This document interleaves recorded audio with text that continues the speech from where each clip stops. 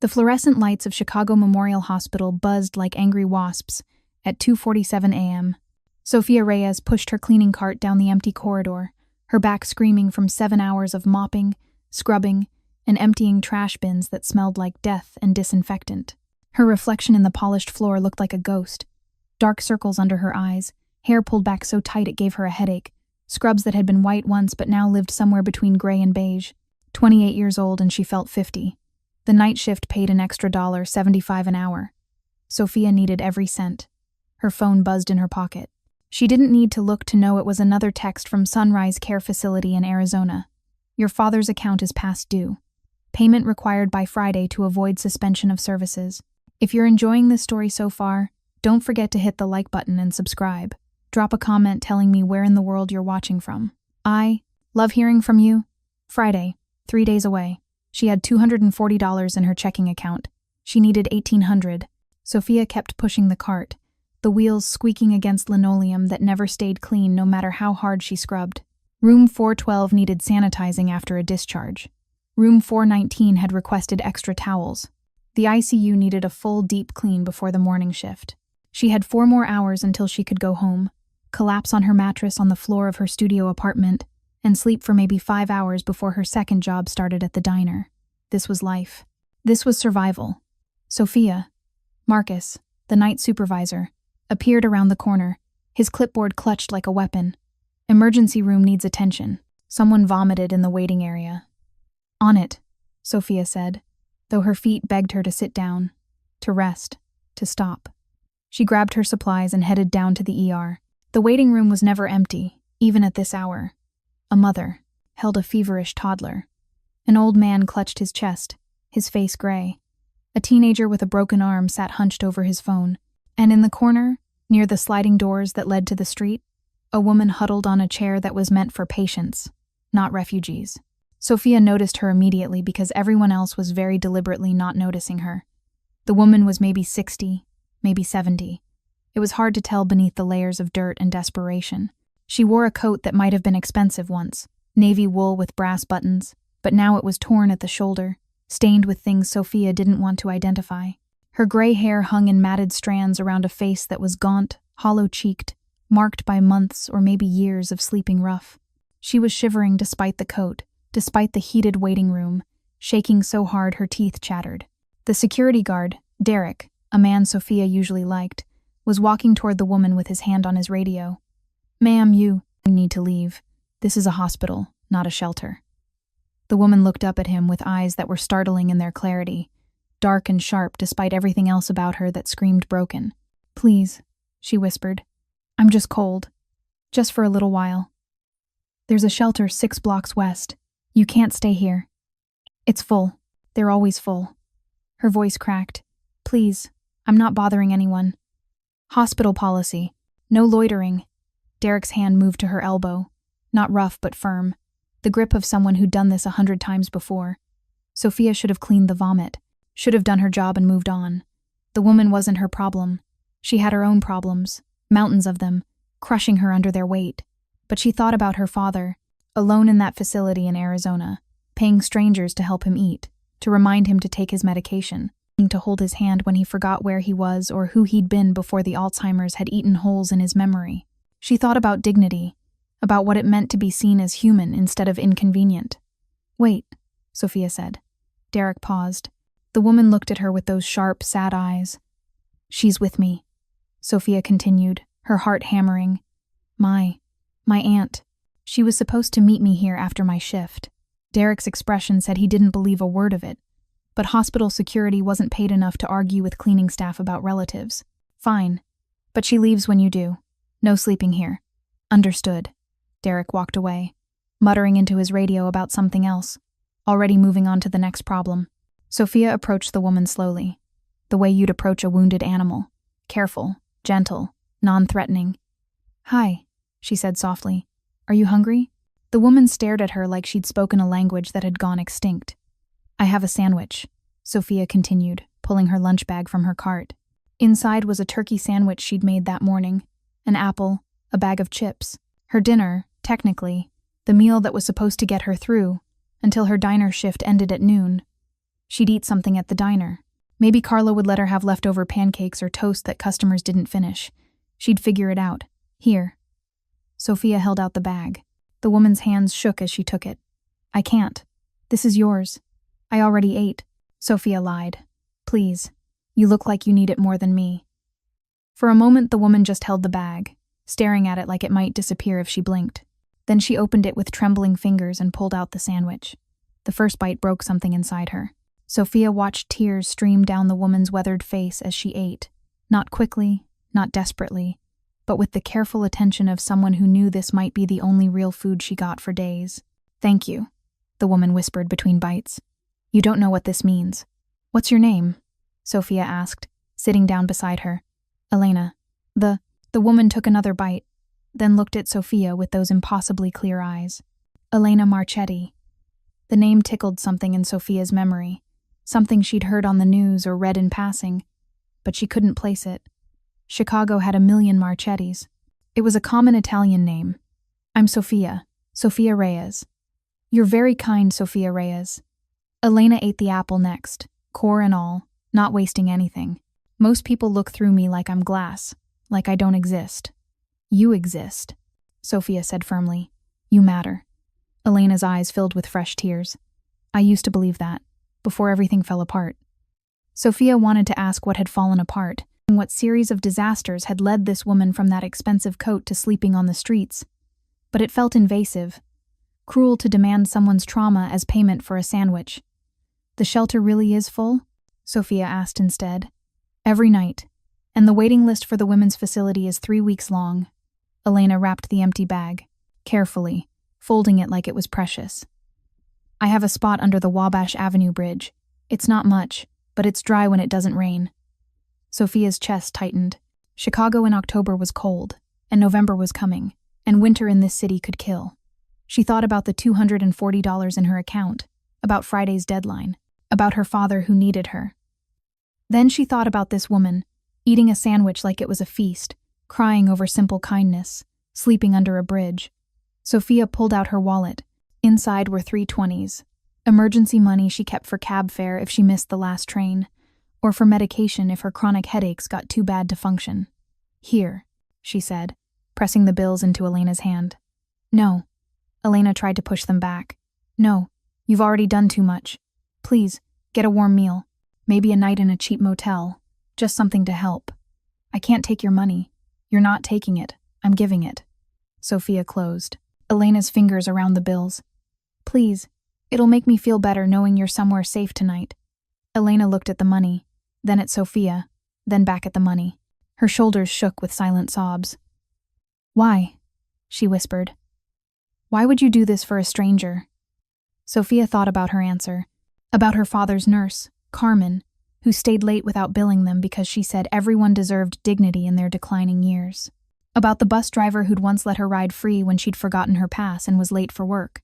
About the neighbor who'd left groceries at her door when Sofia had been too sick to shop. Kindness, compounding kindness, tiny acts holding back the tide of a cruel world. Because someone did it for me once, Sofia said. And because you're not a stranger, you're Elena, and you matter. She stood, knowing if she stayed any longer she might start crying too, might break down under the weight of everything she was carrying. I have to finish my panet shift, she said. But stay warm, okay? And Elena, I work nights here, Tuesday through Saturday. If you need anything, if you're in trouble, come find me. Elena nodded, clutching the money and the empty lunch bag like treasures. Sofia pushed her cart toward the vomit she was supposed to clean, her stomach growling, her bank account lighter, her problems exactly the same as they'd been 10 minutes ago, except something felt different. Something felt right. She didn't know that Elena Marchetti would remember every detail of this moment. The kindness, the dignity, the girl with tired eyes who'd seen her as human. She didn't know that in less than 4 hours, a phone call would be made. If you find this story engaging, please take a moment to subscribe and enable notifications. It helps us continue producing in-depth content like this. A name would be spoken, and wheels would begin turning that would change everything.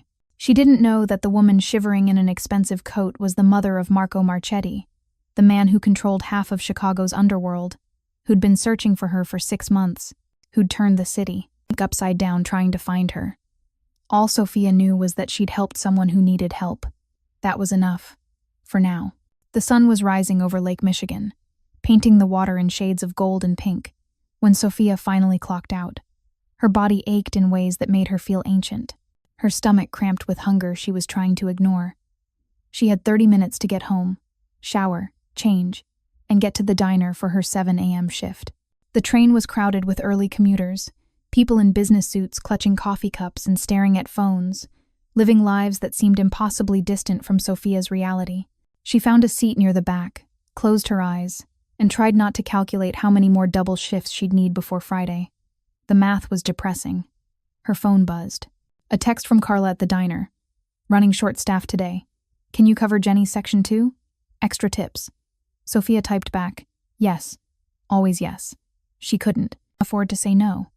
Her apartment was a studio in Pilsen, the kind of place with bars on the windows and locks on the doors that barely worked. $450 a month, the cheapest she could find that wasn't actively condemned. She showered in 3 minutes flat, the water lukewarm because the building's boiler was perpetually broken. Changed into her diner uniform, black pants and white button-down shirt, both clean but worn thin from too many washes. In the mirror, she looked exactly like what she was. Exhausted, young but aging fast, surviving but not living. Her phone rang as she was heading out the door. Arizona area code. Her stomach dropped. Miss Reyes? A woman's voice. Professional. Cold. This is Jennifer from Sunrise Care Facility. I know. I'll have the payment by Friday. I promise. Miss Reyes, your father had an incident last night. The world tilted. What kind of incident? He became confused, wandered out of his room. We found him trying to leave the building. He was agitated, disoriented. Jennifer paused. We had to sedate him for his own safety. Sofia sank onto her bed, her legs giving out. Is he okay now? He's resting. But Miss Reyes, these episodes are becoming more frequent. We're concerned about his care needs exceeding our facility's capabilities, which meant they wanted to transfer him somewhere more expensive, somewhere Sofia definitely couldn't afford. He's fine where he is, Sofia said, her voice tight. I'll handle the payment. Just please don't move him. He'll get more confused if you move him. We need payment by Friday or we'll have to discuss alternative arrangements. You'll have it. The call ended. Sofia sat there, phone in her shaking hand, trying to breathe through the panic. $1,800. She had $240 in the bank. She'd just given away $60 to a homeless woman. Stupid. That had been so stupid. Except when she closed her eyes, she saw Elena's face, saw the tears, saw what simple kindness had meant to someone who'd forgotten what it felt like. No, it hadn't been stupid. It had been human. Sofia would figure something out. She always did. She'd pick up extra shifts. She'd sell something. Her phone buzzed again. Unknown number. She almost didn't answer. Bill collectors had her number. Scammers. Robots selling insurance. But something made her pick up. Hello? Miss Sofia Reyes? A man's voice. Smooth, professional, unfamiliar. Who is this? My name is Vincent Caruso. I work for the Marchetti family. A pause. I understand you helped someone very important to us last night. Sofia's blood went cold. Marchetti. Elena Marchetti. Oh God. The Marchetti family. Every Chicagoan knew that name. Even people like Sofia who tried to stay invisible, who avoided the news, who wanted nothing to do with the underworld that ran beneath the city's legitimate surface. Marco Marchetti. Casino owner, legitimate on paper, but everyone knew the truth. The Marchetti family controlled territory from the Loop to Lincoln Park, owned judges and politicians, settled disputes with violence that never quite made it to trial. Dangerous, powerful, untouchable. I don't know what you're talking about, Sofia said, her voice shaking. You gave Mrs. Marchetti your lunch and $60 at Chicago Memorial Hospital at approximately 3:15 this morning. Vincent's voice was calm, stating facts. You told security she was your aunt. You sat with her while she ate. You told her she mattered. Sofia's mouth went dry. They'd been watching. Of course they'd been watching. They'd probably been searching for Elena for months. Had people everywhere. Eyes everywhere.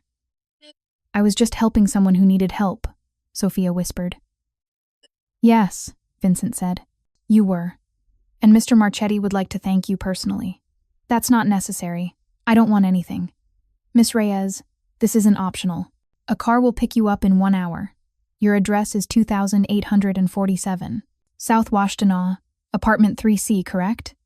They knew where she lived. Of course they knew. I have work. I can't. Your shift at Rosie's Diner has been covered.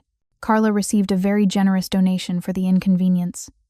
Vincent's tone suggested this was all already arranged, that Sofia's agreement was merely a formality. 1 hour, Miss Reyes. Please be ready. The line went dead. Sofia sat in her tiny apartment, surrounded by her tiny life, and understood with absolute clarity that everything had just changed. She'd helped a homeless woman. She'd given away a sandwich and $60. And somehow, impossibly, that had connected her to the most dangerous family in Chicago. Sofia looked at her hands, still trembling. She thought about running, about packing a bag and disappearing. But where would she go? They knew her address, her workplaces, probably her social security number and bank account balance. You didn't run from people like the Marchettis. You showed up when, summoned, you hoped you survived. She changed out of her diner uniform, putting on the nicest clothes she owned. A simple navy dress she'd bought at Goodwill for her father's birthday last year, the only time she'd visited him in person. Clean but cheap, modest but presentable. She brushed her hair, tried to cover the dark circles under her eyes with the drugstore concealer that barely worked, looked at her reflection and saw someone who was about to walk into a world she had no business entering. Exactly 1 hour after the phone call, she heard a car pull up outside. Sofia looked out her window. A black Mercedes, sleek and expensive, completely out of place on her street where most cars were held together with rust and prayer. A man in a dark suit stood beside the passenger door. Vincent, she assumed. This was real. This was happening. Sofia grabbed her phone, her keys, her pepper spray that probably wouldn't do anything against people like this, and walked downstairs on legs that profit. Felt like water. Vincent nodded as she approached. He was maybe 40, with graying temples and the kind of face that suggested he'd seen things most people couldn't imagine. Miss Reyes, thank you for being prompt. Did I have a choice? A ghost of a smile. Not really. But I appreciate the cooperation nonetheless. He opened the door. Sofia slid into leather seats that probably cost more than her entire apartment. The car smelled like expensive cologne and something else. Something that made her think of power, of money, of a world where $60 was nothing. Vincent got in the driver's seat. Another man sat in the passenger side, younger, built like he could bench press a car, his eyes watching her through the rearview mirror with the flat assessment of a predator. They pulled away from her building. Sofia watched her neighborhood disappear, replaced by downtown, then the Gold Coast, then streets lined with mansions that looked like museums. "Where are we going?" she asked, trying to keep her voice steady. "Mr. Marchetti's home," Vincent said. "He wants to meet the woman who showed his mother kindness when the rest of the city looked through her like glass." Sofia's stomach twisted. "Is Elena okay? Is she safe?" "She's home now. Warm, fed, being cared for." Vincent glanced at her in the mirror. "Thanks to you, Miss Reyes. You're the one who found her after 6 months of searching. You're the one who saw her." They drove through gates that opened automatically, up a driveway lined with sculpted hedges, past gardens that probably required a full-time staff. The house wasn't a house. It was an estate. 3 stories of stone and glass and architectural beauty that made Sofia feel like she'd entered another universe. Vincent opened her door. "This way." Sofia followed him up marble steps, through doors that were probably worth more than she'd earn in a lifetime, into an entrance hall with a chandelier that looked like it belonged in a palace. She felt tiny, insignificant, completely out of place. A woman in an elegant gray dress appeared, older, maybe 60, with the kind of bearing that suggested she'd been beautiful once and knew it. "Miss Reyes," the woman said warmly. "I'm Elena Marchetti." Sofia stared. This wasn't the woman from the hospital. This woman was clean, groomed, wearing clothes that probably cost thousands, but the eyes were the same. Sharp, clear, impossibly kind. "You look different," Sofia whispered. "A shower and clean clothes make quite the transformation." Elena took her hands, squeezed them gently. "But I remember everything about last night. Every word. Every kindness." Tears burned Sofia's eyes. "I'm glad you're safe. I'm safe because of you." Elena's voice cracked. "Come, my son wants to meet you." They walked through hallways lined with art, past rooms that looked like they belonged in magazines. until they reached a study with floor-to-ceiling windows overlooking Lake Michigan. A man stood at those windows, his back to them, phone pressed to his ear, speaking in low, clipped Italian that Sofia's limited high school education couldn't quite follow. He was tall, maybe 6'2", wearing slacks and a white dress shirt with the sleeves rolled up, revealing forearms marked with what looked like old scars. His dark hair was slightly too long, curling at his collar, and when he turned, Sofia forgot how to breathe. Marco Marchetti was maybe 35, with his mother's dark eyes and a face that was striking rather than handsome, all sharp angles and harder edges. The kind of face that made you think of Roman emperors and Renaissance paintings and men who built empires. But it was his eyes that stopped her heart. They were assessing, calculating, intelligent in a way that suggested he saw everything, understood everything, missed nothing. Those eyes landed on Sofia, and something flickered in them. Surprise, maybe. Or recognition. He ended his call without breaking eye contact. "Miss Reyes," he said, his voice deep and smooth as expensive whiskey. "Thank you for coming." "I didn't really have a choice," Sofia said before she could stop herself. His mouth twitched, almost a smile. "No, you didn't, but I appreciate your honesty." He moved toward her, and Sofia's instincts screamed to step back, but she forced herself to stand still, to meet those dark eyes, to not show fear even though terror was singing through her veins. "My mother tells me you gave her your lunch and $60 you couldn't afford to give," Marco said quietly. "She tells me you sat with her, made her feel human again. Anyone would have." "No." His voice cut through her protest like a blade. "Not anyone. My mother spent 6 months on the streets of this city. Thousands of people walked past her. Hundreds saw her suffering. You were the only one who stopped." He was close now, close enough that Sofia could see gold flecks in his dark eyes, could smell whatever expensive cologne he wore, could feel the heat radiating off him. "You gave her dignity," Marco continued, his voice dropping lower. "When she had nothing, when I had failed to find her, when the world had discarded her, you treated her like she mattered." "She did matter," Sofia said. "She does matter. Yes." Something warm entered his expression. "She does. And that's why you're here, Miss Reyes. Because in my world, debts are sacred, especially debts of kindness." Sofia's pulse raced. "I don't want anything from you. I was just helping someone who needed help." "I know." Marco studied her face like he was reading a language only he understood. "Which is exactly why I'm going to help you." Before Sofia could ask what that meant, Elena stepped forward. "Sofia, my son tells me you work 2 jobs, that you're supporting your father in Arizona, that you're drowning in medical debt and about to lose his care facility placement." Sofia's face flushed. "How do you—" "We know everything about you," Marco said simply. "Your bank balance, your debt, your father's condition, everything." The invasion of privacy should have made her angry, but Sofia was too exhausted, too scared, too overwhelmed. "I'll manage," she said quietly. "I always do. You shouldn't have to." Elena took her hand again. "Sofia, you saved more than my life last night. You saved my soul. You reminded me that good people still exist, that kindness isn't extinct." "Let me repay that," Marco said. "Your father's medical bills, paid in full. His care facility fees, covered for the next 5 years. Your own debts, erased." Sofia staggered. "What?" "Consider it a thank you, from my family to yours. It was too much. It was impossible. It was—" "No," Sofia said, her voice shaking. "I can't accept that. I didn't help your mother for money. I helped her because she needed help." "I know." Marco's expression softened in a way that transformed his harsh features into something almost gentle.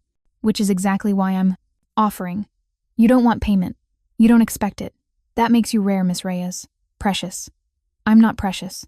I'm just a cleaner who gave away a sandwich. You're the woman who saw my mother when everyone else saw trash." Marco's voice carried absolute conviction. "That makes you extraordinary." Sofia looked at Elena, at her kind eyes, at the tears gathering there. "Let him do this," Elena whispered. "Please, let us fix what we can fix. Let us take one burden off your shoulders."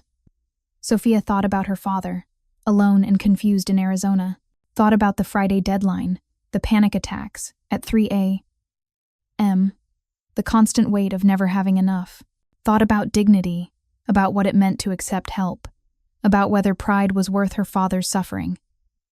"Okay," she whispered. "Okay, thank you." Elena embraced her, and Sofia let herself cry, let herself break, let herself feel the relief of not carrying everything alone. Over Elena's shoulder, she saw Marco watching them with an expression she couldn't read. Something warm and dark and complicated. Something that made her pulse quicken for reasons that had nothing to do with fear. Sofia didn't know it yet, but she just stepped into a world she couldn't leave. A world where kindness had consequences. A world where the man watching her with those calculating eyes was about to become the most dangerous person in her life. Not because he wanted to hurt her, but because he was about to make her matter. And mattering to Marco Marchetti was the most dangerous thing in Chicago.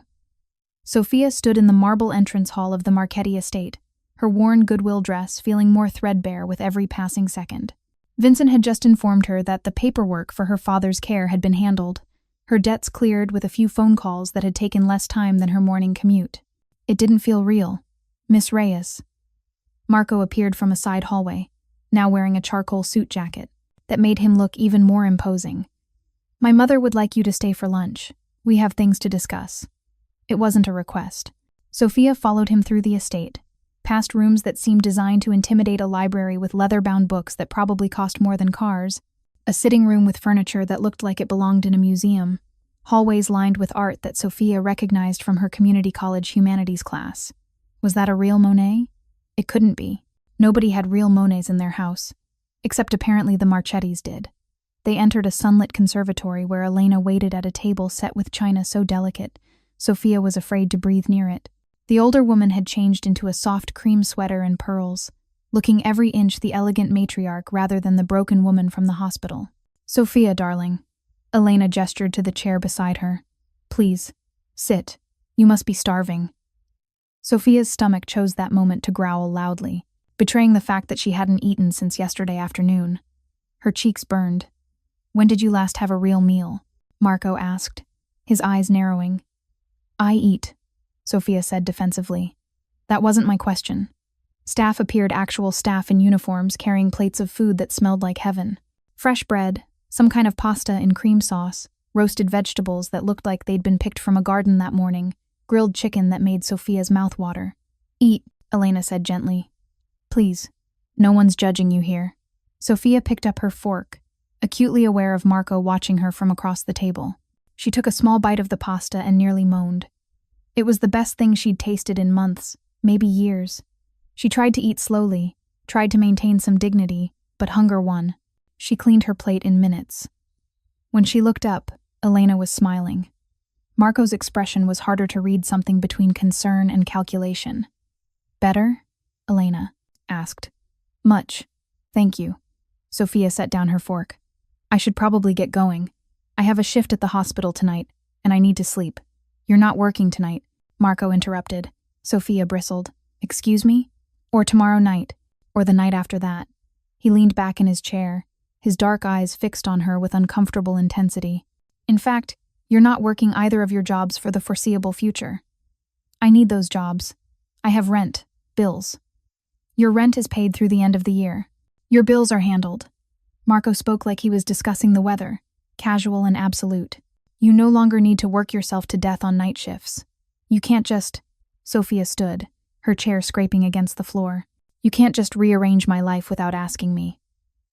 "I can, and I did."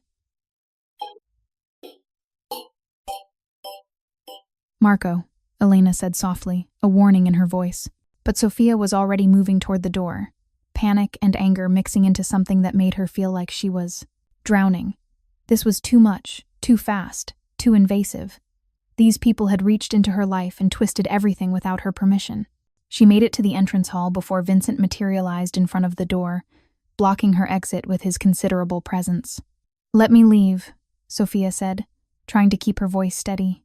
"Miss Reyes," Marco's voice came from behind her, closer than she expected. "Please, just give me 5 minutes to explain." "Explain what? That you've decided I'm some charity case you can fix? That you've paid off my debts, so now I owe you something?" "No." His voice was quiet but firm. "So that you're safe." Sofia turned to face him. "Safe from what?" Marco exchanged a glance with Vincent. Something passed between them. some silent communication that made Sofia's stomach drop. My mother was missing for 6 months, Marco said slowly. Do you know why? She said you had a fight. We did. About my business, about the life I lead, about choices I've made. His jaw tightened. She told me I was becoming like the men who killed my father, that I was losing myself to this world. She was right. Elena had appeared in the hallway, her expression pained. I said terrible things, Marco continued, things I can never take back. And she left, walked out of this house with nothing but her coat and her pride. I was angry, Elena added softly, and stubborn. I wanted to prove I could survive without the Marchetti money, without the protection of the family name. I wanted to remember who I was before all of this. I searched everywhere, Marco said, called in every favor, used every resource. My mother knows this city, knows how to disappear. And for 6 months she did. Sofia looked between them, seeing the pain etched in both their faces. Why are you telling me this? She asked. Because, Marco stepped closer, his dark eyes intense. The moment you helped my mother, the moment Vincent's surveillance team identified you and reported back, you became visible, connected to this family, and that makes you vulnerable. Vulnerable to what? To everyone who wants to hurt me. His voice was cold now, the warmth gone, replaced by something harder. I have enemies, Miss Reyes. Rival families who would love nothing more than to discover a weakness, a pressure point, someone I care about that they could use against me. But you don't care about me. You just met me. My mother cares about you. Marco's gaze didn't waver. That's enough. Sofia felt the walls closing in. So what does this mean? You're saying I'm in danger because I gave your mother a sandwich? I'm saying that word travels fast in certain circles. By now, everyone who matters knows that someone helped Elena Marchetti, that my mother is back, that she's singing the praises of a hospital cleaner named Sofia Reyes. He paused. That makes you interesting. And interesting people in my world become targets. This is insane. This is reality. Marco's voice softened slightly. I know it's not fair. I know you didn't ask for any of this. But it's done. You're connected now, whether you want to be or not. Then disconnect me, Sofia said desperately. Tell people I meant nothing. Tell them I was just some random person. They won't believe it. And even if they did, Elena moved closer, taking Sofia's hand. I won't let you go back to killing yourself with 2 jobs and impossible debt. You saved me, Sofia. Let me save you. I don't need saving. Everyone needs saving sometimes, Elena said gently. The question is whether you're brave enough to accept help.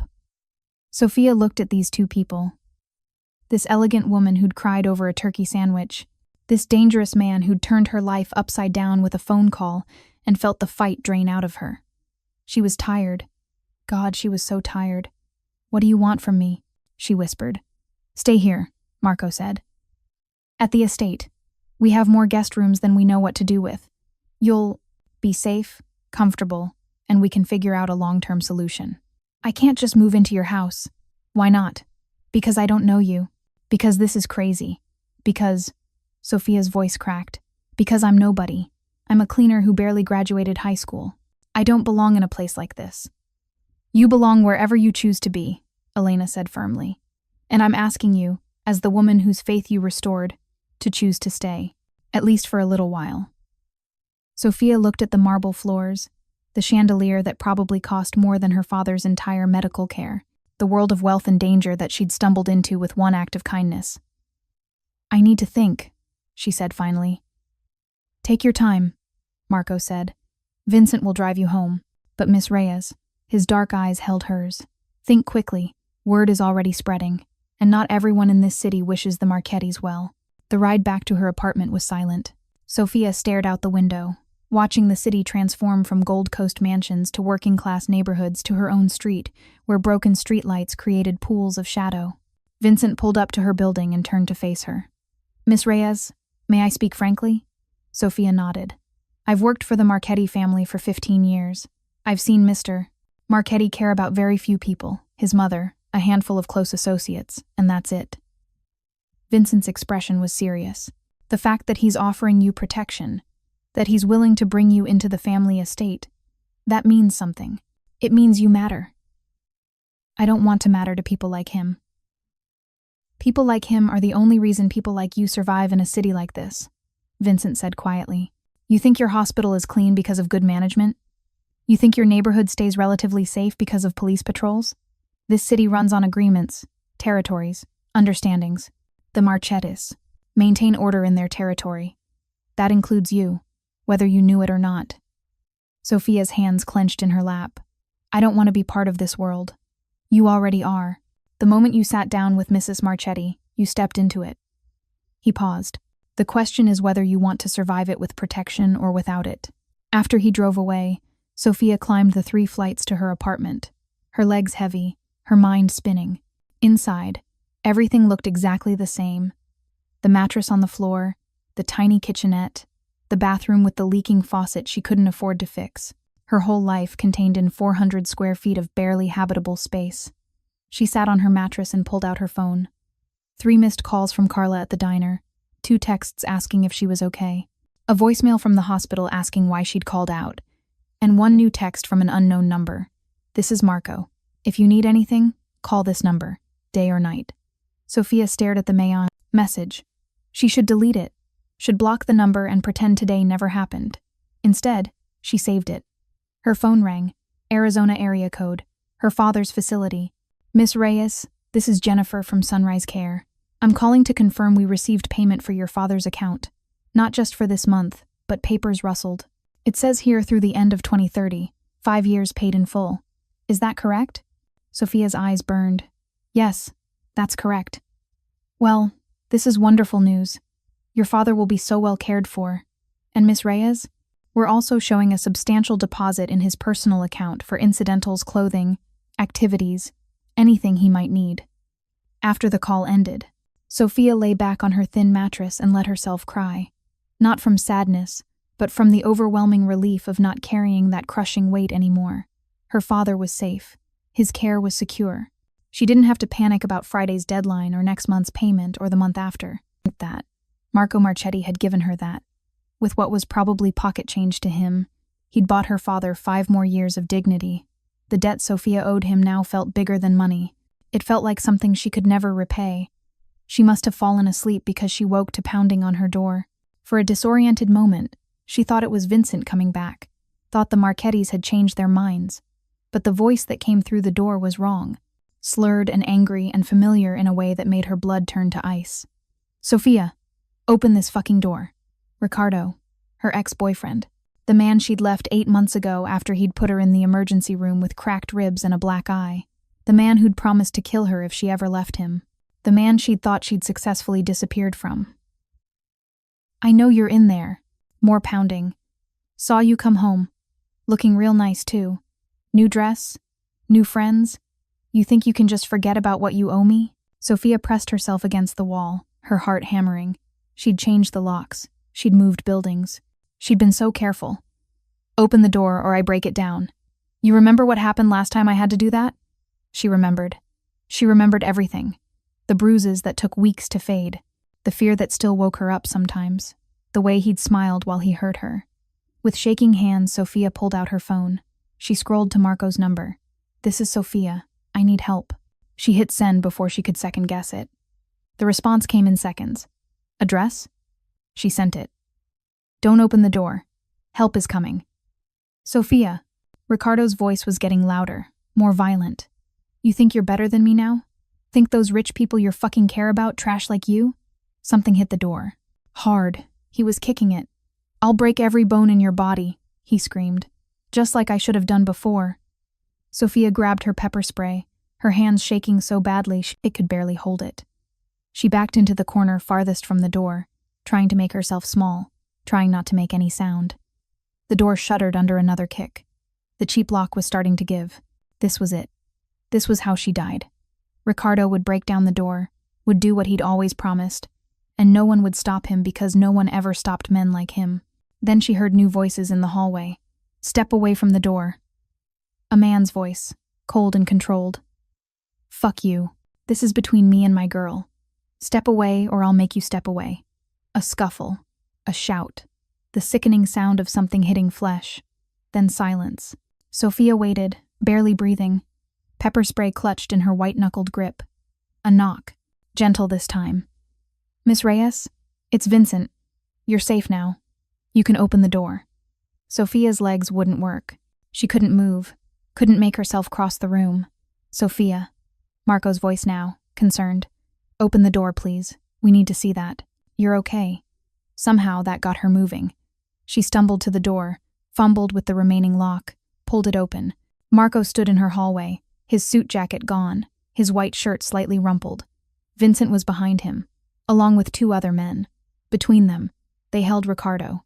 Her ex looked like he'd been through a wood chipper.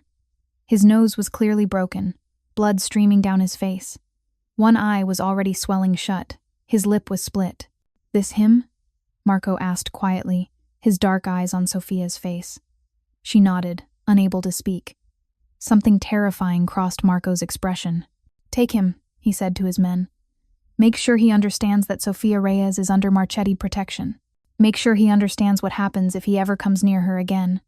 Wait, Ricardo slurred through his broken face. You don't know what she is. She's nothing.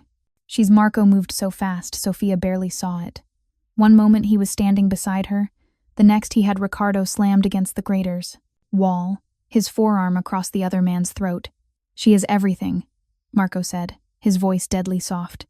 And you are nothing. You're a coward who hurts women because it makes you feel powerful. Men like you don't deserve to breathe the same air as her. I didn't. Ricardo couldn't breathe properly, couldn't finish the sentence. You have 60 seconds to leave this city, Marco continued. 60 seconds to get in whatever piece of shit car you drove here and start driving. If you're still in Chicago tomorrow, if you ever contact Sofia again, if you even think her name, he leaned in closer. They will never find your body. Do you understand me? Ricardo managed a terrified nod. Marco released him. Ricardo collapsed to the floor, gasping. Vincent and the others hauled him up and dragged him toward the stairs. Then it was just Sofia and Marco in the hallway, her shaking and crying, him looking at her with an expression she couldn't name. Did he hurt you? Marco asked. Not tonight. Before. Months ago. That's why I left him. But you didn't press charges. I couldn't afford a lawyer. And the police said without evidence, without witnesses. Her voice broke. They said it would be my word against his. Marco's jaw clenched. Pack a bag. You're coming with me. I can't. Yes, you can. And you will. He stepped closer. Gentle now. Careful not to touch her without permission. Sofia, that man just tried to break down your door. He threatened to kill you. This apartment isn't safe anymore. Your neighborhood isn't safe. You're not staying here. But my job, my stuff. We'll handle it. All of it. His voice softened. Please, my mother will never forgive me if I leave you here after this. Sofia looked at her apartment, at the broken lock on her door, at the place that had never really felt like home anyway. Just a place to sleep between shifts, to exist rather than live. Okay, she whispered. Okay. It took her 20 minutes to pack. She didn't have much clothes, a few books, photos of her father from before he got sick, her mother's rosary that she hadn't prayed with in years but couldn't throw away. Everything that mattered fit in 2 duffel bags. Marco carried them both, not because she couldn't, but because he insisted. They walked down the stairs and out to where the Mercedes waited, looking absurdly out of place on her broken street. Sofia took one last look at the building that had been her cage for 2 years. She didn't feel sad to leave it. She felt terrified of where she was going. The Marchetti estate was lit up like something from a fairy tale when they arrived. Elena was waiting in the entrance hall, and the moment she saw Sofia's face, she pulled her into a fierce embrace. My son told me what happened, she said. That man will never hurt you again. I promise you that. I'm sorry, Sofia whispered. I didn't mean to bring my problems into your home. Your problems are our problems now. Elena pulled back, cupping Sofia's face. That's what family does. We protect each other. A woman in a gray uniform appeared. Miss Reyes, I'm Maria. I manage the household staff. I'll show you to your room. Sofia followed Maria up a sweeping staircase, down a hallway with paintings that probably belonged in museums, to a door that opened into a bedroom that was bigger than her entire apartment. A 4-poster bed with silk sheets, a marble bathroom with a tub the size of a small pool, French doors opening onto a balcony overlooking the lake, fresh flowers on the nightstand, her duffel bags already placed neatly on a bench at the foot of the bed. "If you need anything at all, there's a phone by the bed," Maria said. "Dial 0 and someone will assist you. Breakfast is served at 8, but if you prefer something earlier or later, just let us know." After Maria left, Sofia stood in the center of that enormous room and felt like she was in a dream, or maybe a nightmare. She couldn't tell anymore. She walked to the French doors, opened them, stepped onto the balcony. Lake Michigan stretched dark and vast before her, dotted with lights from boats and the distant shoreline. The air smelled like water and money. "Beautiful, isn't it?" Marco's voice came from the balcony beside hers, separated by maybe 10 feet of decorative railing. Sofia turned to see him standing there, tie loosened, drink in hand, looking less like a crime lord and more like a tired man at the end of a long day. "It's overwhelming," she said honestly. "You'll get used to it." "I don't think I will." "I don't think I'm supposed to." Marco set down his drink and moved to the edge of his balcony, as close to her as the architecture would allow. "Sofia, can I ask you something?" "You're going to anyway." A ghost of a smile. "Why did you really help my mother?" "The truth." Sofia thought about her answer, about all the easy lies she could tell.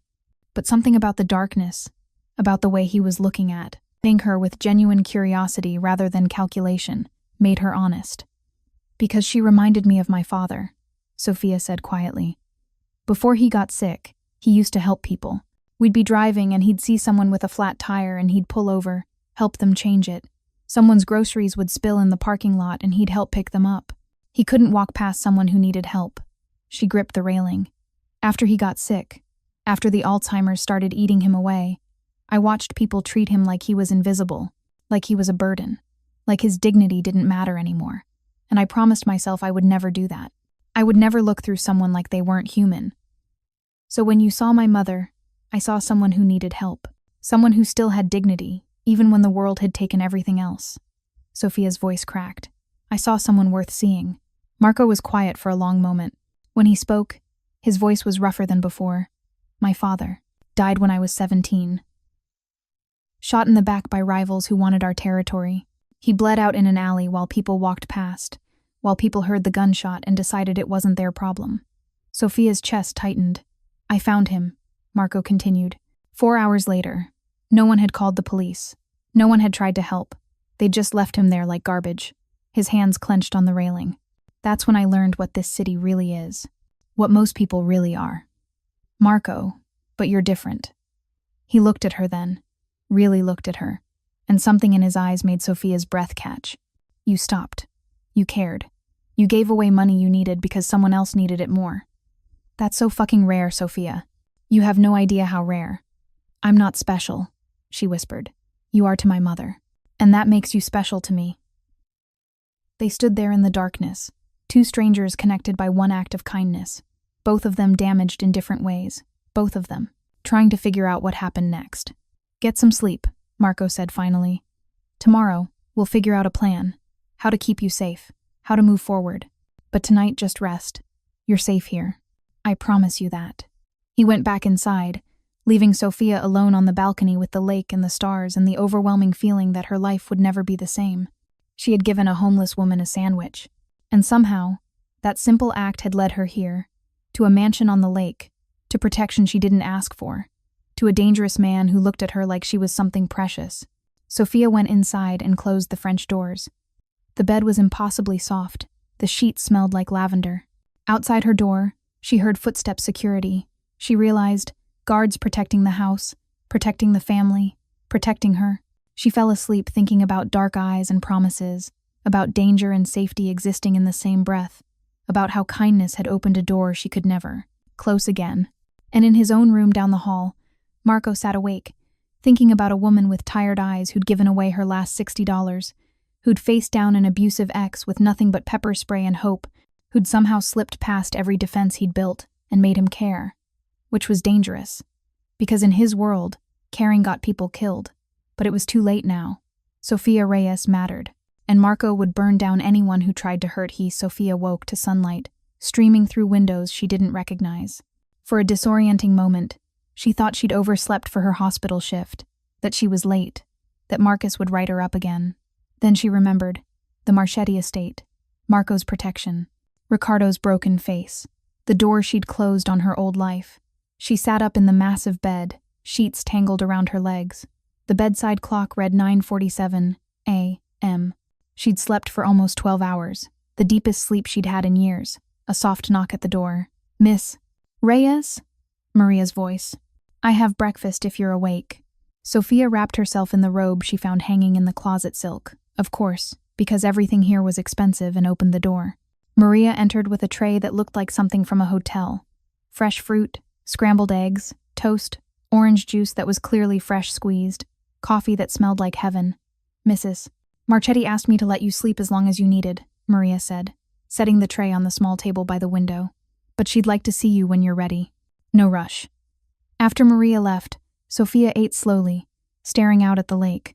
Boats moved across the water, people living their lives, completely unaware that a cleaner from Pilsen was sitting in a mansion eating breakfast that probably cost more than her weekly grocery budget. She showered in the marble bathroom, using products that smelled like flowers and felt like silk on her skin.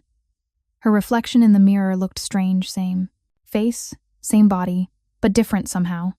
Rested, clean, not constantly braced for the next disaster. She dressed in jeans and a sweater from her duffel bag, both clean but clearly cheap, and felt immediately out of place. But they were hers, and she needed something familiar in this alien world. Elena was in the conservatory, surrounded by orchids and morning light, reading a leather-bound book. She looked up when Sofia entered and smiled warmly. "Good morning, dear. Did you sleep well?" "Better than I have in years." Sofia sat in the chair Elena gestured to. "Thank you. For everything." "You don't need to keep thanking me." Elena set down her book. "But we do need to talk about what happens next." Sofia's stomach tightened. "Okay. Marco wants to keep you here indefinitely. Full security, full protection, basically turning you into a prisoner for your own safety."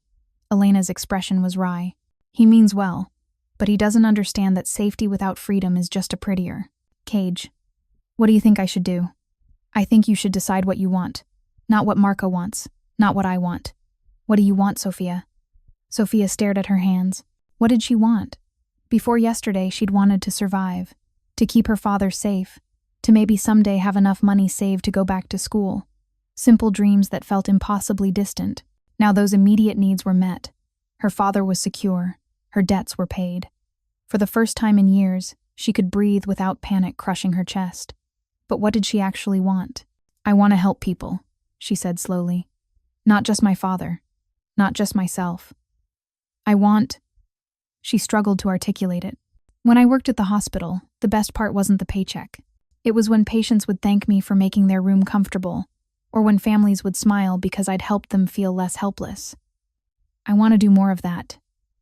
Elena's eyes sparkled. "Then let's make that happen." "How?" "You're under Marchetti protection now. That means you have resources, connections, opportunities. We could fund a shelter, a food kitchen, a program for people transitioning off the streets." Elena leaned forward. "You know what people need because you've been there. You understand struggle.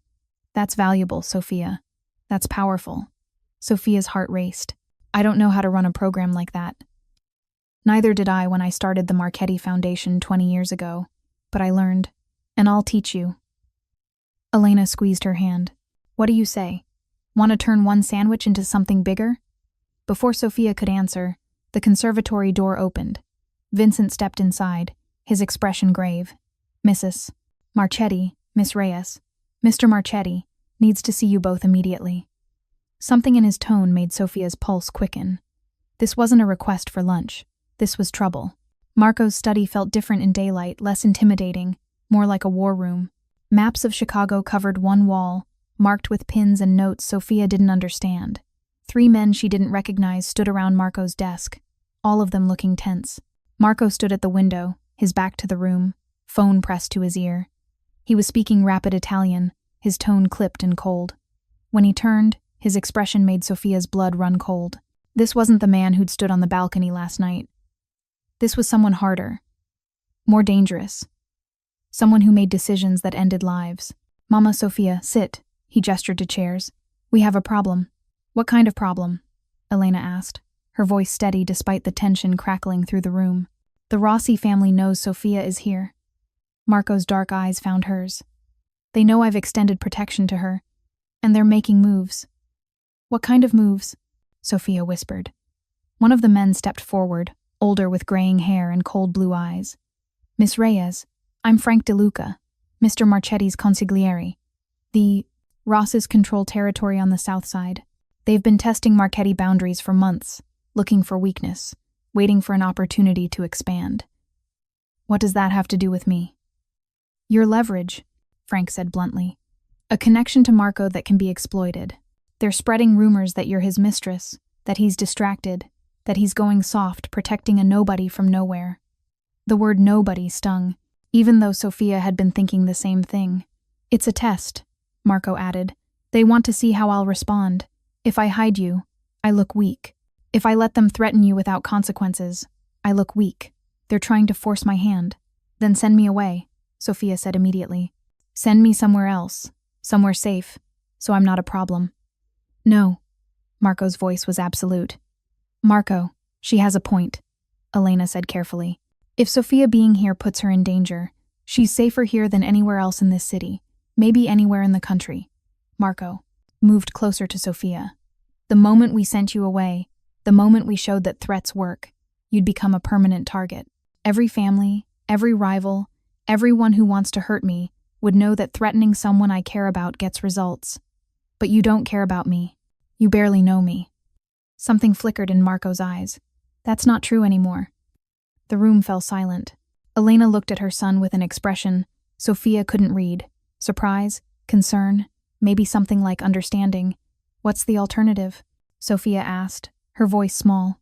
We show strength, Frank said. We make it clear that you're under absolute protection. That anyone who touches you, threatens you, even looks at you wrong, will face immediate and severe consequences. How do you do that? Marco and Frank exchanged glances. There's a meeting tonight, Marco said. Neutral territory. Representatives from the 5 major families, including the Rossis. We discuss territory disputes, settle grievances, maintain the peace that keeps this city running. Okay. I want you there, Marco said. At my side, showing everyone that you're family, that you're untouchable, that threatening you means going to war with the Marchettis. Sofia's stomach dropped. You want me to go to a meeting with mob bosses? With legitimate businessmen, Frank corrected with a slight smile. On paper, we're all just Chicago entrepreneurs discussing commerce. This is insane. I don't belong at something like that. You belong wherever I say you belong, Marco said, and there was steel in his voice. And I say you belong at that table, showing the Rossis and everyone else that Sofia Reyes is under Marchetti protection, that she matters. Marco, this is a lot to ask of her, Elena said softly. I know, but it's necessary. He looked at Sofia, and his expression softened slightly. I won't let anything happen to you. You'll be surrounded by my people, and no one makes moves at these meetings. It's sacred, ground. But they need to see you, see that you're not afraid, see that you're claimed. Claimed? Sofia's voice rose. I'm not property. No, you're family. There's a difference. Marco crouched in front of her chair, so they were at eye level. Sofia, I know this isn't the life you wanted. I know you're terrified, but you're already in this now. The question is whether you want to be protected or whether you want to be a victim. Those are your only 2 options. There has to be another way. There isn't. His voice was gentle but firm. This is how my world works. Power and perception. If they perceive you as weak, as unprotected, you'll never be safe. But if they see you standing with me, with my mother, with this family, he paused, then you become too expensive to touch. Sofia looked at Elena, desperate for another answer. He's right, Elena said quietly. I wish he weren't. But he is. I've lived in this world for 40 years, Sofia. The only way to survive it is to be so. Valuable, so protected, that hurting you costs more than any potential gain. Sofia felt tears burning her eyes. I just wanted to help someone who was hungry. I know. Marco's hand covered hers. And that kindness saved my mother. But it also put you on a path that intersects with mine. And my path is dangerous. So we make you dangerous too. Untouchable. What if I can't do it? What if I mess up, say the wrong thing? Then I'll handle it. But Sofia, he squeezed her hand. You faced down an abusive ex with nothing but pepper spray. You survived 2 jobs and impossible debt with your sanity intact. You have more strength than you realize." Sofia took a shaky breath. "What do I have to do?" "Come to the meeting. Stay by my side. Let them see you. Let them understand that you're mine to protect." He paused. "And wear something that shows you belong here." After the men left, Elena took Sofia's hand. "Come with me. We need to find you something appropriate to wear." Elena's closet. It was the size of Sofia's old apartment. Racks of dresses, shelves of shoes, drawers of accessories that probably cost more than cars. "I can't wear your clothes," Sofia protested. "They're too expensive, too mine?" Elena smiled. "Sofia, I have more clothes than I could wear in 3 lifetimes. And more importantly," she pulled out a sleek black dress, simple but elegant. "If you're going to walk into that meeting as Marchetti family, you need to look like Marchetti family." She handed Sofia the dress, then added a cashmere wrap and simple black heels. "Try these." Sofia changed in the adjoining bathroom. The dress fit perfectly, hugging her curves without being inappropriate. The fabric so soft it felt like wearing air. The heels made her legs look longer. The wrap added sophistication. When she looked in the mirror, she barely recognized herself. Elena appeared behind her, holding a velvet box. One more thing. Inside was a delicate gold necklace with a small pendant, a stylized M surrounded by intricate filigree. "This was Gabriella's," Elena said softly. "My daughter. She wore it to her first family meeting when she was 18. It's our way of showing that someone is family, protected, claimed. Elena, I can't. You can and you will." Elena fastened it around Sofia's neck. "You saved my life, Sofia. In every way that matters, you're my daughter now too. So you'll wear her necklace, and you'll walk into that meeting with your head high, and you'll show them that the Marchettis protect our own." Sofia touched the pendant, feeling its weight. This was real. This was actually happening. What if they don't believe I belong there? Then you make them believe. Elena met her eyes in the mirror. "You're stronger than you think, braver than you know. You just need to let them see it." The meeting was held at Salvatore's, an upscale Italian restaurant in River North that looked innocent from the outside but was actually a front for the kind of business that never made it into official ledgers. Sofia rode in the back of Marco's Mercedes, Elena on one side, Marco on the other. 2 cars followed Vincent and other security, shadows that melted into darkness. "Remember," Marco said as they pulled up, "stay close to me. Don't answer direct questions unless I nod. Be polite but not friendly. These people are not your friends." "What are they?" "Predators looking for weakness." His dark eyes held hers. "Don't give them any." The restaurant had been closed for the evening, the entire space reserved for this meeting. Men in expensive suits stood at the door, checking everyone who entered. They nodded respectfully when they saw Marco, their eyes lingering on Sofia with curiosity. Inside, a long table dominated the private dining room. 5 families, 5 seats, plus advisors standing behind like sentinels. Marco led Sofia to his seat, positioning her chair slightly behind and to his left. Elena sat on his right. The message was clear. Sofia was under his direct protection, part of his inner circle, untouchable. The other families arrived in succession. The Russos, looking like bankers in their tailored suits. The Carlucci family, younger and more aggressive in their designer clothes. The Battaglia family, old school with their gold watches and pinky rings. And finally, the Rossis. Dominic Rossi entered like he owned the place, mid-50s with silver hair and a smile that didn't reach his eyes. His son, Marco, confusingly sharing a name with Sofia's protector, followed, younger and hungrier, his gaze sweeping the room and landing on Sofia with uncomfortable intensity. "Marchetti," Dominic said, taking his seat. "I see you've brought a guest." "Family," Marco corrected coolly. "Sofia Reyes, under Marchetti protection. The hospital cleaner who found your mother." Dominic's smile sharpened. How fortunate for her. From scrubbing floors to dining with Chicago's finest.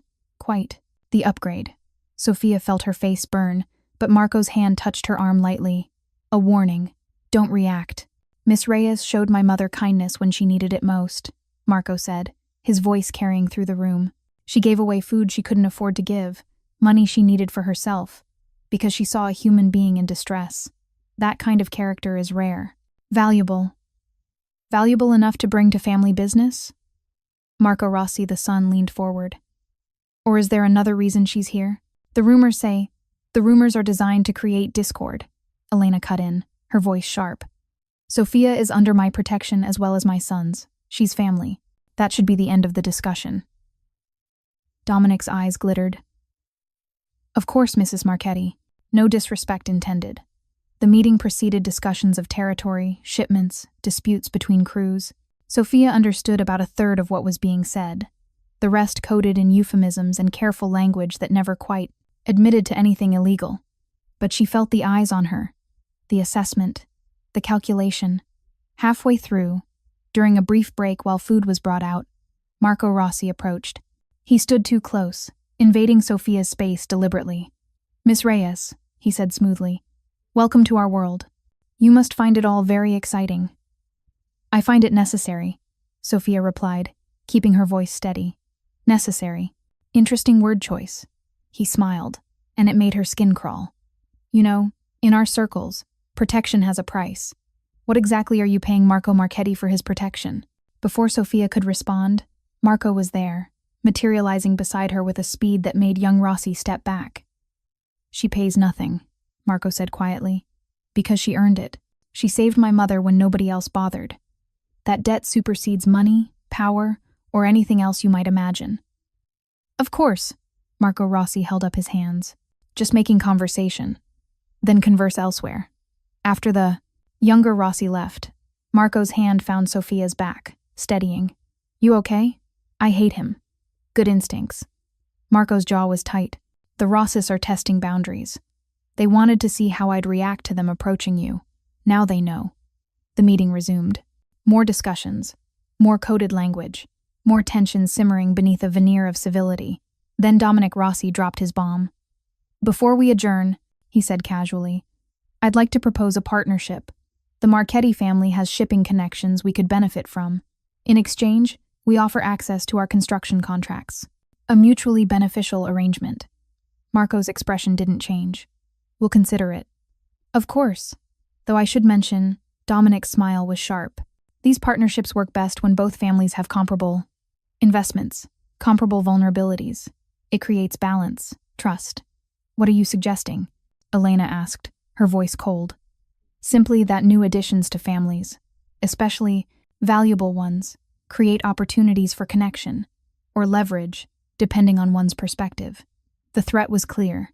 They were saying Sofia made Marco vulnerable, that she could be used against him. Marco stood slowly. When he spoke, his voice was soft, which somehow made it more terrifying. Let me make something very clear to everyone in this room. Sofia Reyes is family. She's under absolute Marchetti protection. That means anyone who threatens her, touches her, or attempts to use her as leverage will face immediate and total retaliation. No negotiations, no mercy, no survivors. The room went silent. Is that understood? Marco's dark eyes swept the table, nods all around. Even Dominic Rossi nodded, though his expression suggested this wasn't over. Good. Then we're done here. The ride back to the estate was tense. Elena sat quietly, her hand covering Sofia's. Marco stared out the window, his jaw clenched, clearly running calculations. Sofia couldn't follow. Did I mess up? Sofia asked finally. Did I make things worse? No. Marco turned to her. You did exactly what you needed to do. You were there, you were visible, and now everyone knows that touching you means war. The Rossis wanted to test that. Now they know I'm serious. But they threatened me right there. At the meeting, they implied a threat. There's a difference, and I shut it down publicly. Now they have to decide if you're worth starting a war over. His expression darkened. They won't be. The Rossis are opportunists, not suicidal. Back at the estate, Sofia immediately wanted to change out of the elegant dress, to shed the weight of being Marchetti family, and return to being herself. But when she looked in the mirror, she wasn't sure who herself was anymore. The girl who scrubbed hospital floors felt like someone from a different life. The woman wearing Gabriella's necklace, who'd sat at a table with mob bosses, who'd been claimed by Marco. Marchetti, that person was new, unfamiliar, possibly dangerous. A knock at her door. Come in, she called. Marco entered, still in his suit but with his tie loosened, looking tired and younger somehow. Can we talk? He asked. Of course. He walked to the French doors, opened them, stepped onto the balcony. Sofia followed. They stood in silence for a moment. the lake vast and dark before them, the city glittering in the distance. "I'm sorry," Marco said finally, "for putting you through that, for making you sit in that room with men who see people as assets or liabilities. You said it was necessary. It was. But that doesn't make it right." He turned to face her. "Sofia, I need you to understand something. The life I lead, the world I operate in, it's not noble. It's not heroic. It's brutal and ugly, and most people who enter it don't leave intact. Then why do you do it? Because someone has to maintain order. Someone has to keep the predators from eating everyone else." A voice was rough. "My father built this empire to protect people, to create structure in chaos. Then rivals murdered him for it. So I took over, and I've spent 15 years making sure no one else dies the way he did. At what cost? At every cost." Marco's eyes were haunted. "I've done things I can never take back, hurt people who probably didn't deserve it, made choices that keep me awake at night. But the alternative is worse. The alternative is chaos, war, innocent people caught in crossfire." Sofia moved closer. "You're not a monster, Marco. Monsters don't search for their mothers for 6 months. Monsters don't protect strangers who gave away a sandwich. Maybe I'm a monster who loves his mother." He smiled bitterly. "That doesn't make me good. It makes you human." Something shifted in his expression. He reached out, hesitated, then gently touched the pendant at her throat. "Gabriella's necklace. She would have liked you," he said softly. "My sister. She believed people. It could be good. She saw the best in everyone, even when they didn't deserve it. How did she die? Cancer. Fast and brutal. She was sick for 8 months. By the end," his voice cracked. "By the end, she didn't even look like herself. But she kept smiling, kept telling us everything would be okay. I'm sorry. After she died, my mother fell apart. My father threw himself into work and had a heart attack 3 years later. The family nearly collapsed. I had to become something harder, colder, more ruthless to hold it together." Marco's hand dropped from the necklace. "I forgot how to be anything else. Until your mother disappeared. Until my mother disappeared and reminded me that I could still lose everything that mattered." He met Sofia's eyes. "Then you appeared and reminded me that good people still exist. That kindness isn't extinct. That maybe I don't have to be a monster all the time." Sofia's breath caught. They were standing so close now, close enough that she could. I see gold flecks in his dark eyes, could feel the heat radiating off him, could imagine what it would feel like if he closed the distance between them. "Marco," she whispered. "I know." His voice was rough. "I know this is complicated. I know I shouldn't." He stepped back, creating space. "You should rest. Tomorrow, we'll start planning your safety long term. Figure out how to give you a life that doesn't involve constant danger." "What if I don't want that?" He paused, looking at her with an expression she couldn't read. "What do you want?" "I want," Sofia struggled to articulate it. "I want to help people, like your mother suggested. Start a program, a shelter, something that makes a difference. I want my life to matter. Your life already matters. To your mother. To you, apparently. But I want it to matter because of what I do, not who I'm connected to." She moved closer. "Can you help me do that? Can you help me build something good out of this mess?" Marco studied her face. For a long moment. Then slowly, he smiled a real smile, warm and genuine. "Yes," he said. "I can help you do that. We'll build something good, Sofia. Something my sister would have been proud of." Okay. He left her then, disappearing into his own room, leaving Sofia alone with the lake and the stars and the overwhelming feeling that she was falling for someone completely wrong for her. Marco Marchetti was dangerous. A criminal, technically, though he'd never admit it. He operated in a world of violence and power and choices that most people couldn't imagine. But he'd also searched for his mother for 6 months, paid for a stranger's father's medical care without being asked, protected someone who had nothing to offer him except one act of kindness. That had to count for something. Sofia touched the pendant at her throat, feeling its weight, feeling the responsibility of wearing a dead girl's necklace, of stepping into a role she'd never wanted. But maybe, she thought, maybe she could take this impossible situation and turn it into something meaningful. Maybe she could build something good. One sandwich had started this journey. What could an entire program do?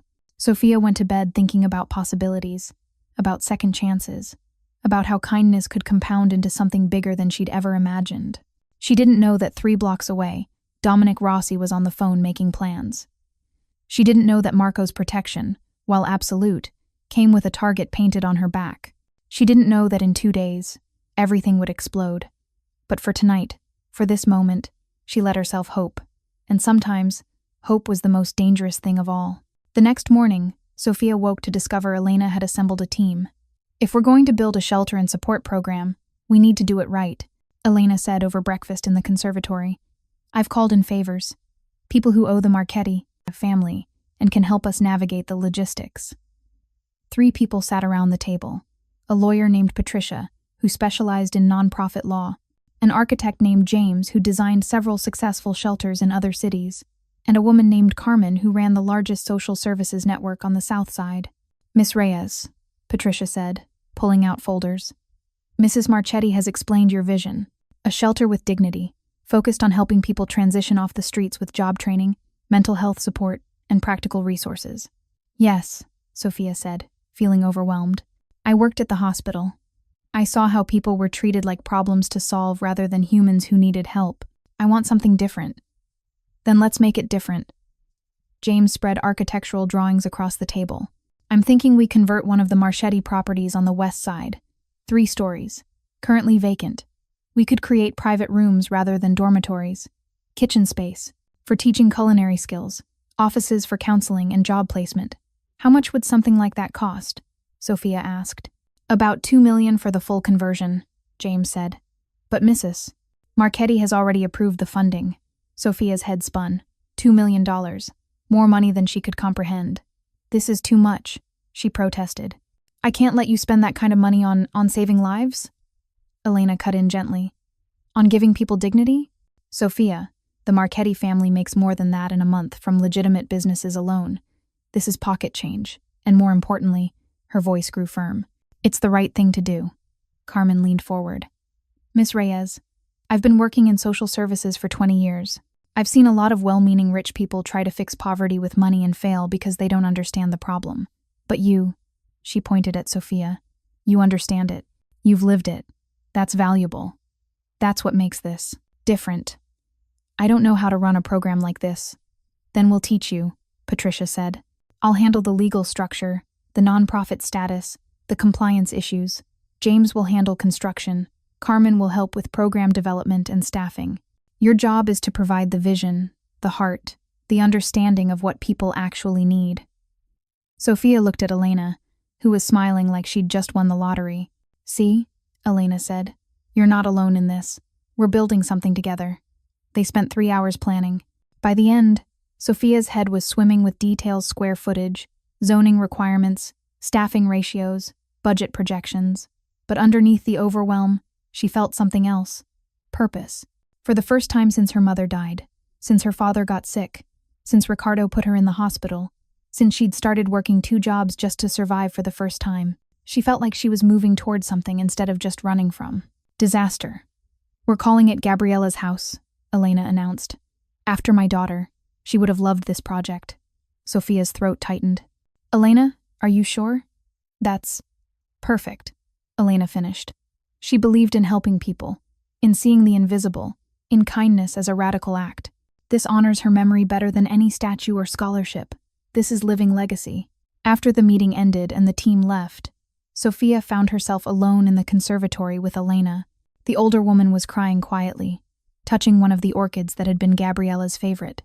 "Thank you," Elena whispered, "for giving me a way to keep my daughter alive, for turning grief into something beautiful." Sofia embraced her, both of them crying now, both of them healing in ways they hadn't expected. "She'd be proud of you," Sofia said. "She'd be proud of us," Elena corrected. "Both of us, building something good in a world that's often cruel." That afternoon, Marco found Sofia in the library, surrounded by books about nonprofit management and program development. She looked up when he entered, and something in his expression made her pulse quicken. "Can I steal you for a few hours?" he asked. "Where are we going?" "Somewhere you need to see."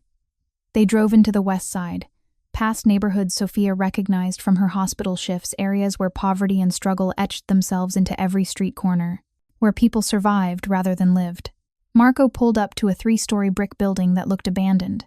Broken windows, graffiti on the walls, trash piled at the entrance. "This is the property," he said. This is where we'll build Gabriella's house. Sofia stared at the building, seeing only decay and disaster. It looks condemned. It's structurally sound. James confirmed it. Everything else is just cosmetic. Marco got out, came around to open her door. Come on, let me show you what it could be. They walked through rooms that smelled like mold and neglect. But as Marco talked, describing what each space would become the dining hall here, private rooms on the second floor, counseling offices on the third, Sofia started to see it. This is where people will eat, Marco said, standing in what was currently a disaster of a room with holes in the walls and a ceiling that leaked. Not charity meals, but real food, served with dignity. And over there, he pointed, job training center. Teach people skills that actually translate to employment. You've thought about this a lot. My mother started talking about it the moment you agreed. She's been planning this for decades, I think. Just waiting for the right person to make it real. His dark eyes met hers. That person is you, Sofia.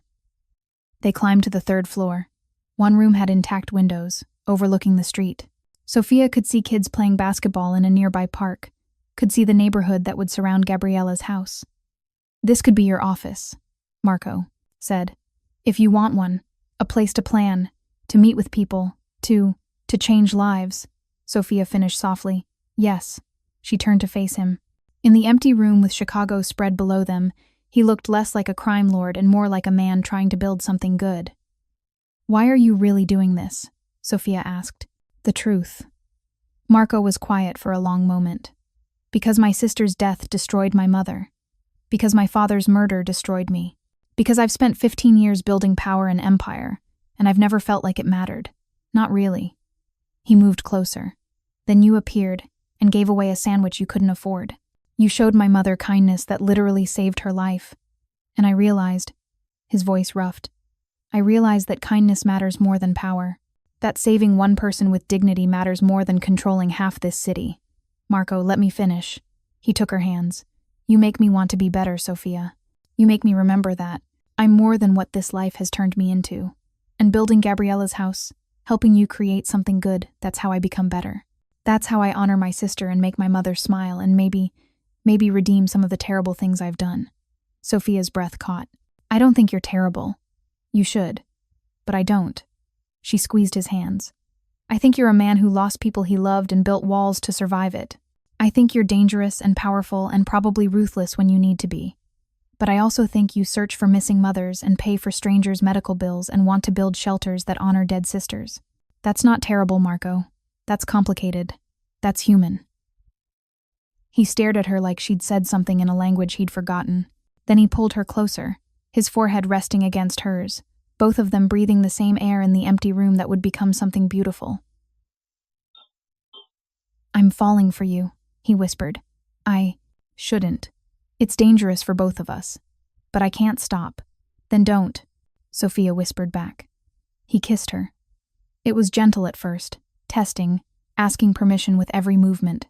Sofia kissed him back, pouring everything she couldn't say into it, the fear, the hope, the impossible attraction to a man who lived in a world she didn't understand.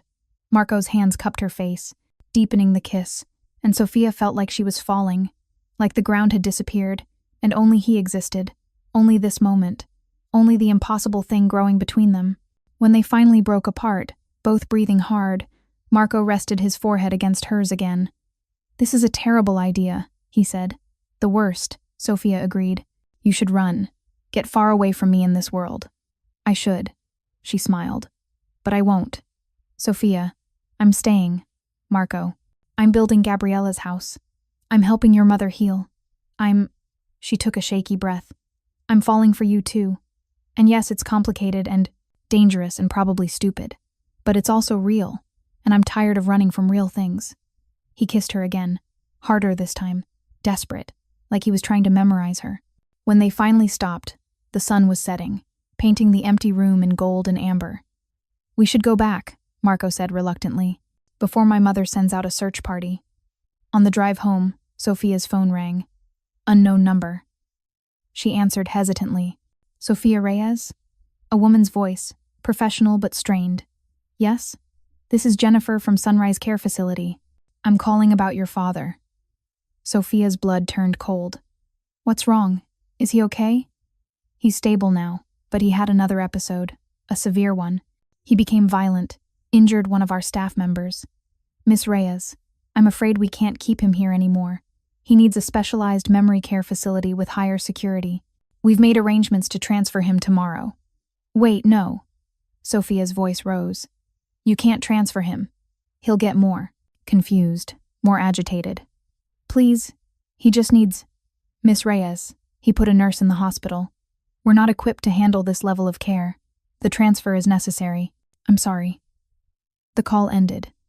Sofia sat frozen, phone in her shaking hand, feeling her new world crumbling already. Marco pulled over. What happened? My father. He hurt someone. They're transferring him to a different facility. Tears streamed down her face. A higher security place. He'll hate it there. He'll be so confused and scared, and I can't. Breathe, Marco said gently. Just breathe. We'll handle this. How? You can't fix everything with money. Some things… I know people who run the best memory care facility in Arizona. I'll make calls. We'll find somewhere good, somewhere he'll be safe and comfortable and actually cared for properly. Marco's voice was calm, steady. Trust me. We'll fix this. Why? Sofia looked at him through her tears. Why do you keep fixing my problems? What do you get out of this? I get to see you smile, he said simply. I get to watch you build something beautiful. I get to be part of something good for once in my life. That's enough. That night, Sofia couldn't sleep.